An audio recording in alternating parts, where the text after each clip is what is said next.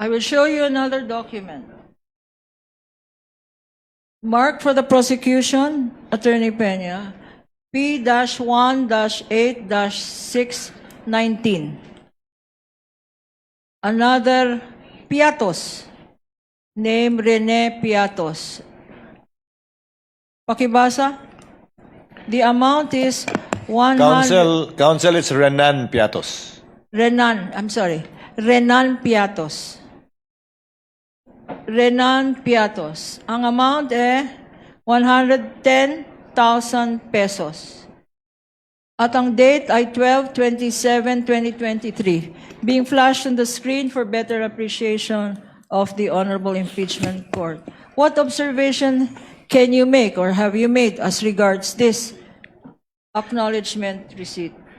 Based on this acknowledgement receipt po, binayad po siya noong December 27, 2023, which is 1 year po after nung supposedly coverage nung kanilang cash advance for confidential fund. Kailan ba binigay ulit itong cash advance? December 27, 2023 po, based on this document. Pero what actually is the correct date, if you know? I cannot determine po the correct date based on this document, pero dapat po kasi ipasok siya doon sa coverage nung kanilang cash advance based on the document submitted to ICPAO. So, hindi ito pasok? Yes, ma'am. Based on this document, yung period of payment, yung date of payment po ay hindi pasok doon sa coverage nung kanilang cash advance. Anong tawag doon? Yung hindi pasok? Discrepancy? Hindi po siya discrepancy. Hindi lang talaga siya pasok.